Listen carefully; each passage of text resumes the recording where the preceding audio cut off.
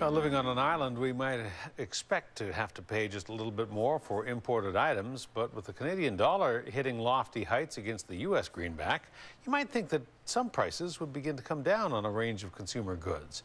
There's a new survey, though, by the Bank of Montreal that finds Canadians are still paying much more than Americans for the same items, and how much more may surprise you.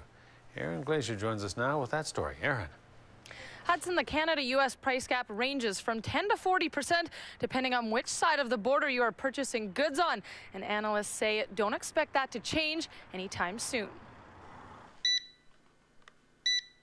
These shoes are $124.99 at Peninsula Runners in Victoria, but likely under $100 in the U.S., depending on the retailer. On average, Canadians are paying 20% more for identical items. It just doesn't seem right. Sadly, it's not as simple as slashing prices. Retailers still have to pay staff and rent in Canadian dollars. Firms cannot adjust their prices quickly in response to a currency, so there are real consequences from a strong Canadian dollar, and not all those consequences are good. BMO Nesbitt Burns found everything from books to DVDs cost more. An iPad 24% more. Vehicles more than 15% more than the same car in the U.S. And when it comes to items like running shoes, this model is already 6 months old in the States and on sale, therefore making it hard for retailers in Canada to compete. This shoe at a store in the U.S., when I saw it, was on sale for $100.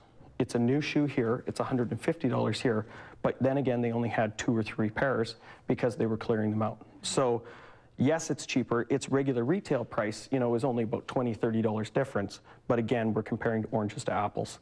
That $20 to $30 difference, says Milne, is the result of Canadian taxes and duty his distributor has to pay to bring the shoes across the border.